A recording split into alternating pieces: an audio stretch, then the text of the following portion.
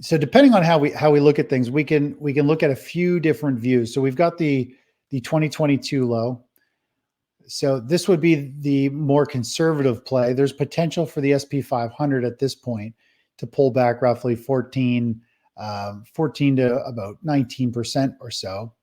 If we actually look at the COVID, the start of the rally from COVID, that brings us down potentially to around almost a 30% correction. And that's if we hit this 50% level. There's potential we could go even further.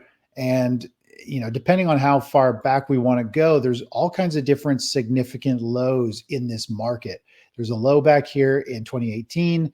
We had a significant kind of slowness in the economy in 2015, 2016, which we could do a Fibonacci retracement. Overall, if you were to take these significant lows, including the 2009 low, it brings us down about 50% on average where these levels are. So that brings us back down pretty darn close to these COVID lows, wipe out a lot of people's gains. This will apply a ton of pain on individuals, and we'll see how things go from there. But that's kind of how I come about this from major cycles.